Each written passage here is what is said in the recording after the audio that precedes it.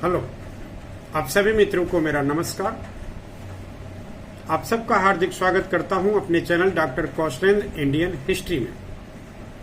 आज की टॉपिक है आंग्ल कर्नाटक तृतीय युद्ध। जैसा कि इसके पहले प्रथम और द्वितीय कर्नाटक युद्ध का उल्लेख किया जा चुका है। भारत में अंग्रेजों की व्यापारिक प्रतिस्पर्धा इन्हीं कर्नाटक युद्ध के माध्यम से राजनीतिक प्रतिस्पर्धा का रूप लेने जा रही है। अर्थात धीरे धीरे इन यूरोपियन कंपनियों का भारत के अंदरूनी कमजोरियों को पकड़कर एक दूसरे शासकों की सहारा लेते हुए दक्षिण भारत के कर्नाटक में जो अपनी जड़ें मजबूत करने की परंपरा शुरू की, उसे ही हम कर्नाटक युद्ध के नाम से जानते हैं। और इसी युद्ध के द्वारा वह दिन आएगा जब भारत के हथेली पर गुलामी लिख दी जाएगी। तो कर्नाटक के तृतीय युद्ध पर आज हम चर्चा करते हैं। यह युद्ध केवल 2 साल की शांति के बाद, द्वितीय कर्नाटक युद्ध के 2 साल की शांति के बाद, यानी पांडिचेरी संधि के 2 साल के बाद प्रारंभ हो जाता है। यह समय है 1757 और भारतीय इतिहास में 1757 का समय बहुत महत्वपूर्ण है, क्योंकि इसी समय युद्ध भी हुआ था प्लासी का और इसी समय अंग्रेजों की स्थिति आर्थिक रूप से बहुत मजबूत बन गई थी।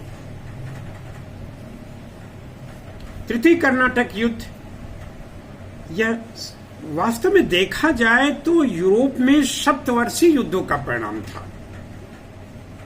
चूंकि यूरोप में ब्रिटेन और फ्रांस एक दूसरे के प्रतिद्वंदी थे और इनके बीच युद्ध छिड़ता था, तो इनके देशों की कंपनियां भारत में भी युद्ध शुरू कर देती थी और जब इनके यहाँ शांति हो जाती थी तो भारत में भी शांति हो जाती थी।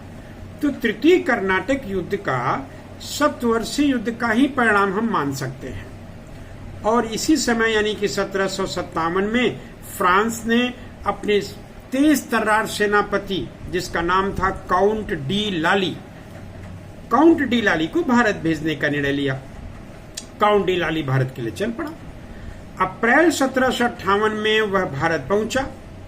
इसी बीच अंग्रेजों ने एक बहुत बड़ा खेल कर लिया जब वो बंगाल में प्लासी युद्ध में बंगाल नवाब को अपने नियंत्रण में ले लिया, मीर जाफर को शासक बना दिया, अर्थात बंगाल के खजाने पर अपनी कब्जा कर लिया। दूसरे शब्दों में कहें तो अपनी आर्थिक स्थिति को बेहद मजबूत बना लिया। ये समय तब था जब काउंट डी लाली यात्रा में था फ्रांस से भारत आने की।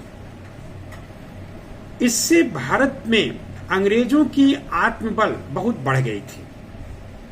जब 1757 में युद्ध, जो कि कर्नाटक के तृतीय युद्ध का मूल कारण अगर हम भारत में खोजते हैं तो वह पाते हैं कि क्लाइव, जो अंग्रेज कुशल सेनापति था, और वाटसन, इन दोनों ने बंगाल स्थित चंद्रनगर पर अधिकार कर लिया।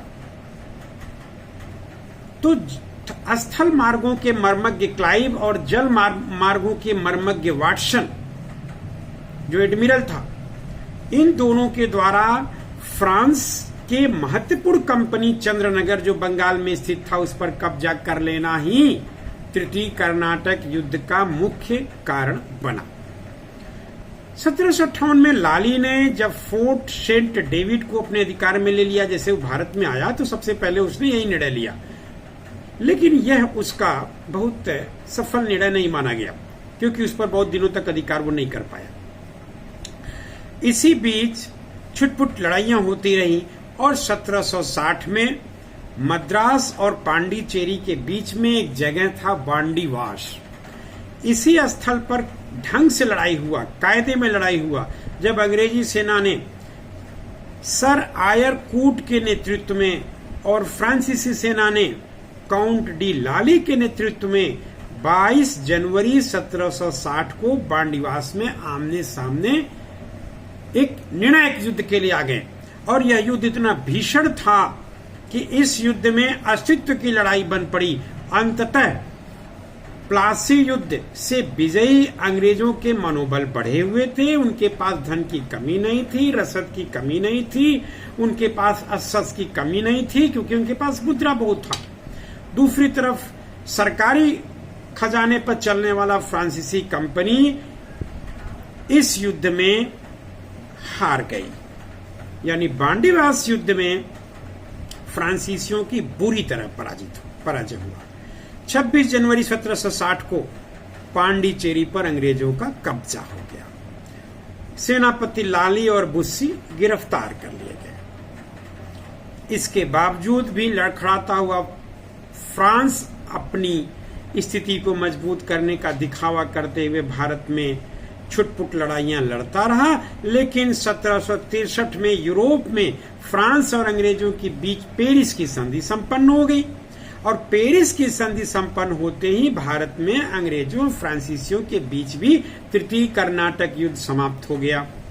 पांडिचेरी और चंद्रनगर कुछ शर्तों के साथ फ्रांसीसियों को वापस दे दिया गया, यानी कुल मिलाकर के शर्तों के साथ, और शर्त ऐसे थे जो अंग्रेज चाहते थे, यानी फ्रांसीसियों की पूरी तरह कमर टूट गई इसी संधि के बाद, पेरिस संधि के बाद। और यहीं से फ्रांसीसियों का भारत में राज्य स्थापित करने का सभी स्वप्न समाप्त हो गया। यही कारण है कि मेरिट ने बहुत बढ़िया लिखा है कि डुप्ले ने मद्रास में भारत की चाबी खोजने का निष्फल प्रयत्न किया, जबकि क्लाइव ने यह चाबी बंगाल में खोजा और उसे मिल गया। ये बहुत इंपॉर्टेंट और बहुत महत्वपूर्ण कोटेशन कई बार परीक्षाओं में पूछे हुए जा चुके हैं। ये मेरिट का स्टेटमेंट था। इस तरह से हम पाते हैं कि फ्रांसीसी पराजित और अंग्रेज विजयी हुए कर्नाटक के तृतीय युद्ध में। हालांकि फ्रांसीसियों की असफलता के जो मुख्य कारण हम पाते हैं उसमें देखते हैं कि एक तो फ्रांसीसी सरकारी कंपनी थी, उसको सरकार से अनुदान के तौर पर लड़ाई लड़नी थी, और अंग्रेजी कंपनी सरकारी नहीं थी, प्राइवेट कंपनी थी। इसको अपनी शाख बनाए रखने के लिए ब्रिटिश सरकार को विश्वास में लेकर के जी जान से मेहनत करना पड़ता था। ये व्यापार और युद्ध एक साथ अंग्रेज कंपनी करती थी, वही फ्रांसीसी कंपनी जब व्यापार करती थी युद्ध बंद कर देती थी, जब युद्ध करती थी तो व्यापार बंद कर देती थी। और इंग्लैंड की नौसेना सैनिक सर्वोच्चता बहुत बढ़िया था अपेक्षा फ्रांस के, और फ्रांसीसी सेनापति जो डुप्ले, बूसी, लाली, इन सब की तुलना में अंग्रेज सेनापति क्लाइव, लॉरेंस, आयरकुट की योग्यता बहुत बढ़िया था, बहुत अधिक था। और एक और अच्छी बात है कि ब्रिटिश युद्ध मंत्री जो उन दिनों हुआ करते थे विलियम पिट, तो विलियम पिट ने क्या किया कि छोटे मोटे यूरोपियन युद्ध करके